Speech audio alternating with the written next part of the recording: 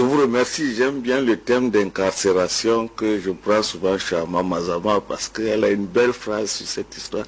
Elle dit nous allons tous périr incarcérés si on ne change pas. Alors cela me permet d'introduire mon sujet. Notre enjeu, ce n'est pas de dire que nous allons lutter contre l'Occident ou la France au hasard. Ce serait trop prétentieux si nous ne savons pas quels sont les lieux de notre défaite. Nous devons donc reconstruire les lieux de notre défaite pour poser la question, sur cette base de notre défaite, comment allons-nous faire? Donc il faut redéfinir les lieux de notre défaite. Il y a un nombre de 3. La religion et la spiritualité. L'Occident a récupéré toute la religion et toute la spiritualité africaine avec le monde musulman. Donc la question est, comment nous allons reconstruire cette religion et cette spiritualité, étant entendu que nous ne pouvons pas avoir l'or et aller chercher le cuivre de l'autre. Si nous sommes les maîtres, si c'est par nous que c'est arrivé, au nom de quoi nous allons aller chercher les images mal faites ou pâlies de ce que nos ancêtres ont fait? C'est le premier enjeu. Deuxième enjeu, la science et l'éducation. On ne peut pas faire l'éducation sans la science. Parce que ce qu'on met dans l'éducation, sont les théories scientifiques. Si vous n'avez pas de théorie scientifique, vous ne pouvez pas faire d'éducation. Si vous êtes agrégé de droit, agrégé d'économie, agrégé de philosophie, etc., si vous n'écrivez pas sur votre modèle, eh bien, il n'y a rien à mettre dans le système éducatif. Nous sommes donc battus parce que nos universitaires ont très peu de temps pour l'Afrique et n'en savent pas grand-chose. Et quand ils en savent un peu, ils ne sont pas capables d'en reparler, ils la vivent intuitivement, mais pas rationnellement. Il faut faire ça rationnellement. Deuxièmement, dans leur volonté de suivre l'Occident, ils ne réussissent pas à suivre l'Occident. Conséquence, nous avons des universitaires qui sont à mi-chemin entre l'Afrique qu'ils ne connaissent pas et l'Occident qu'ils ne connaîtront jamais. Conséquence, nous avons un mal débridé. Et quand nous finissons l'école, nous sommes étrangers à cette culture. Et les enfants que nous enseignons sont 2 fois moins intelligents que nous. La troisième des choses, ce sont les institutions et le capitalisme. Vous ne pouvez pas construire une société sur la base des modèles institutionnels créés par les autres. D'abord, la question du capitalisme. Est-ce que nous sommes capables de capitalisme? C'est une question fondamentale. L'Afrique est née sous la bannière du communautarisme.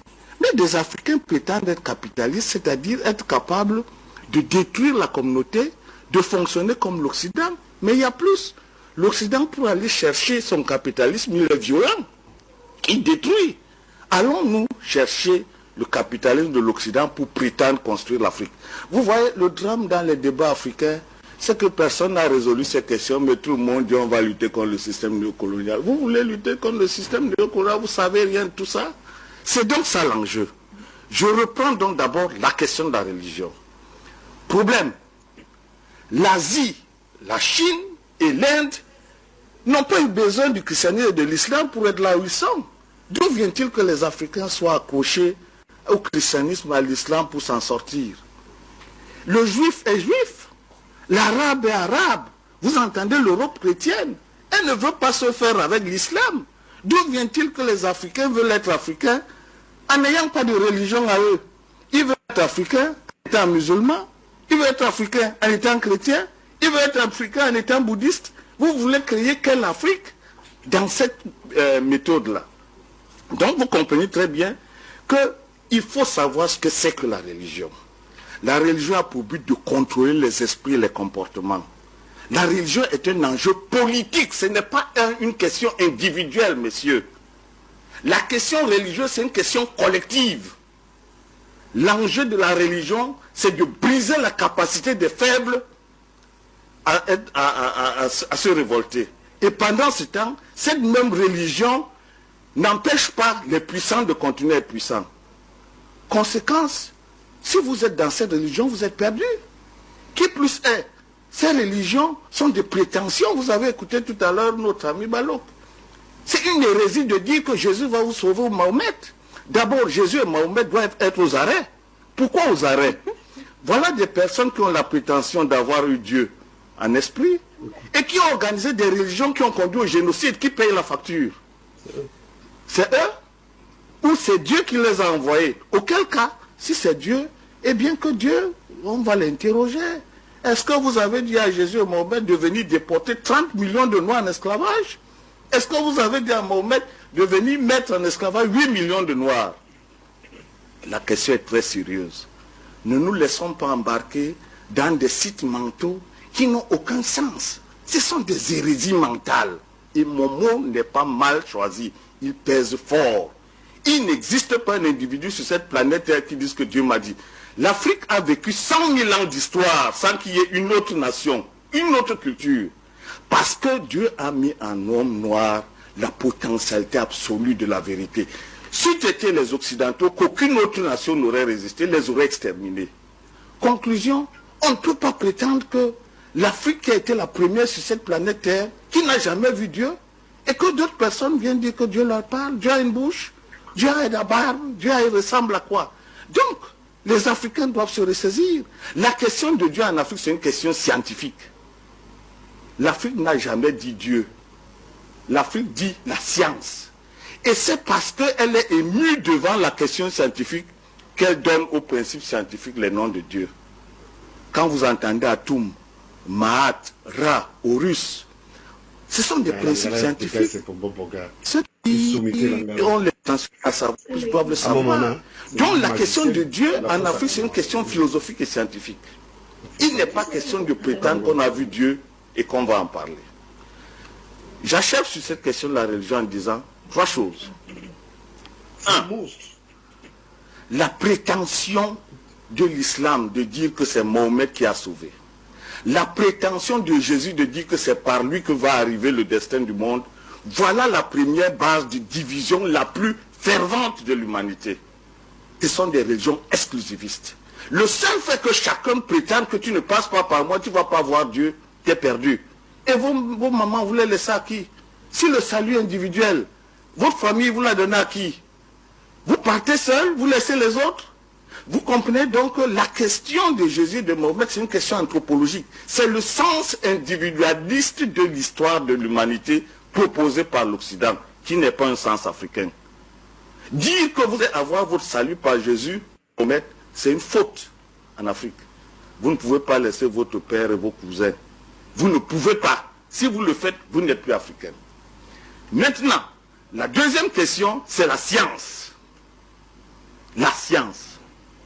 Voyez-vous, il y a 10 ans, j'attends Molefi qui était à Centre et à Mamazama. Mais la nature a voulu que j'ai fini d'écrire tous les livres, toutes les théories. Je dis toutes les théories. J'ai écrit la théorie économique. J'espère qu'elle va apparaître. La sociologie africaine. La théorie du droit. Le savoir africain. La religion africaine. Parce que j'avais le sentiment que ne pas résoudre cette question, c'était une méprise. Sur quelle base allions-nous fonder notre capacité à enseigner nos enfants sur d'autres bases, sans ces livres-là? Voilà la raison pour laquelle ces livres ont été écrits. Là-bas, c'est marrant de la théorie du tout. Parce que j'ai le sentiment que la grande théorie que les physiciens de ce siècle cherchent, la théorie du tout, comment rassembler l'infiniment petit à l'infiniment grand, c'est les Africains qui l'ont trouvé. C'est la déesse égyptienne Maat qui représente la forme spirale qui anime l'énergie dans tout le monde entier, dans l'univers. C'est pour ça que l'enfant est couché dans votre ventre sous la forme d'une spirale. C'est pour ça que vous voyez les galaxies en spirale. C'est pour ça que vous voyez les coquilles en spirale. C'est pour ça que tout en spirale. Quand vous ne voyez pas la spirale, c'est tout simplement que la spirale s'est éteinte. En vous permettant, par exemple, vous, Madame Tada, de grandir, vous ne voyez plus que vous êtes faite d'une spirale. Et c'est là l'enjeu. Vous qui êtes assis avec moi, c'est ça l'ordre de l'univers pensé par les Africains. Mais ce n'est pas une question simple. Parce que dire que l'univers est fondé sur une spirale, il faut non seulement avoir des observations, mais il faut avoir la science de ces observations. Et la cosmologie a été la première activité, l'astronomie des Africains. C'est sur la base de l'astronomie que l'Afrique s'est construite. Parce que le mouvement en spirale que vous voyez, il est fondé sur 2 forces qui s'opposent. une force de gravitation qui empêche l'univers d'avancer. Mais en même temps, cette force de gravitation qui s'oppose à la force d'expansion de l'univers, c'est la même force qu'on retrouve chez les humains, entre l'homme et la femme. La lutte tous les jours entre un homme et une femme sont fondées sur la même loi. C'est-à-dire que l'homme, dans sa capacité à vouloir s'étendre, même philosophiquement, est retenu par une femme assise sur des conceptions fortes. On va faire ça. Ne réfléchis pas au hasard. Donc ce sont ces mêmes forces qui sont reportées de l'infiniment petit à l'infiniment grand. C'est sur cette base-là que j'ai écrit tous ces livres-là. La théorie du droit. Comment la théorie du droit se précise? Eh bien, en Afrique, il n'y a pas un catalogue de 1000 articles où quand vous avez tué quelqu'un ou bien quand vous avez commis l'adultère, on vous dit article 15, vous êtes emprisonné. L'Afrique ne connaissait pas les prisons. Pourquoi l'Afrique ne connaît pas les prisons? Parce que les humains étaient préparés avant qu'ils deviennent méchants ou mauvais. C'est la raison pour laquelle les empires africains du Moyen-Âge et les empires égyptiens n'avaient pas de prison. Parce que les peuples étaient pacifiés et ne croyaient pas du tout en la guerre comme une chose sérieuse. Donc il y a une question qui revient toujours en Afrique, on vous dit, ah, mais pourquoi si vous étiez une grande civilisation, vous êtes tombés? Mais nous sommes tombés parce que nous étions civilisés. Est-ce que vous, Madame Tada, un voleur qui vient vous prendre et vous faire tomber, sérieux? Donc, nous étions une nation civilisée et nous ne préparions pas la guerre comme un genre. C'est les peuples assaillants et barbares qui sont venus attaquer des peuples civilisés. Et c'est parce que les Africains n'avaient pas du tout la capacité de se défendre, parce qu'ils ont fait des millénaires dans un ton pacifique qu'ils ont été battus. C'est la seule raison qui explique, jusqu'au XIVe siècle, XVe siècle, l'Empire du Mali redevient la première puissance mondiale. L'Égypte a été la première puissance mondiale avant le 5e siècle. Pendant le Moyen-Âge, l'Afrique redevient la première puissance mondiale. Donc nous sommes en train de reconquérir la 3e phase de la puissance mondiale. Vous comprenez? Donc le temps que nous avons eu, les 5 siècles d'esclavage, sont des siècles de sédimentation de notre capacité d'initiative. Et c'est la raison pour laquelle la question religieuse se prépare. Nous sommes en train d'envisager avec les Molefi qui étaient à Santa Mazama l'idée que j'ai eue au départ de réouvrir la grande confrérie panafricaine. Il faut que j'aille au Bénin, au Mali, etc., au Burkina, pour que les maîtres rituels de ces zones qui avaient fermé les lieux, parce que pendant la colonisation, beaucoup d'Africains vendaient leurs rituels et vendaient les sectes, ils avaient fermé provisoirement. Et ils avaient dit qu'ils ne donneraient plus jamais aux arrivants qu'ils connaissent l'occasion de revendre une fois de plus l'Afrique. D'où cette confusion et cette mentalité qui fait dire que les initiés aiment trop faire les choses entre eux. Ils le font entre eux parce que les autres ont vendu la mèche et ils ne pouvaient pas accepter que les aliénés d'aujourd'hui, les fils de l'Afrique aliénés aujourd'hui, reviennent chercher ça pour aller les revendre. Mais le temps est arrivé pour qu'on réouvre les sources. Et l'enjeu, c'est que nous devons refaire cette confrérie. Mais en même temps, nous devons refaire la 2e phase, la science. Les livres sont achevés. Ama Mazama et Molefi Kete ont déjà fait une bonne part de théorie. J'ai lu leurs livres. Si nous fondons l'essence de tous ces livres-là, que nous mettions ça en compulsion, en les traduisant, comme a dit Molefi, en anglais, en arabe, en portugais, pour que les Africains se rendent à l'évidence que le temps est arrivé. Je voudrais, avant de quitter la parole, préciser que nous sommes les maîtres de l'univers. Nous ne revendiquons pas de culture. Nous ne sommes même pas en train d'égaliser les cultures. Moi, en ce qui me concerne, je me le fie avec. La question n'est pas est-ce que nous avons une culture et est-ce que les autres ont une culture, puis est-ce que l'Inde a une culture et que nous soyons en train d'agréger toutes les cultures. Non, nous sommes les maîtres, nous sommes les instructeurs. Nous possédons la science avancée, la plus pointue de notre temps. Je défie toutes les personnes qui n'y croient pas de relire ces livres et d'enrichir. Je peux me tromper sur beaucoup de choses. Et tout le monde doit regarder ces livres.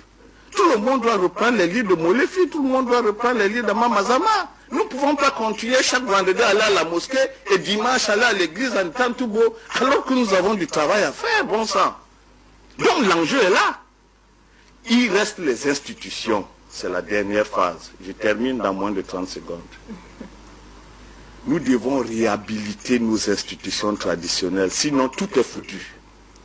Voyez-vous, quand nous allons à Copenhague, où nous allons demander aux Occidentaux, bon, sans donner nous les moyens parce que nous avons la forêt ici, comment allons-nous faire? Je voudrais vous rappeler que de la forêt pygmée où je viens de Bertois où je vis avec les pygmées, ce sont mes amis. Ils posent la question extraordinaire. Les pygmées, comment un homme peut-il couper un arbre? Parce que pour eux, c'est une question extraordinaire. Ils rêvent ça pour faire la santé, pour faire la médecine, pour organiser la société. Comment on peut couper un arbre?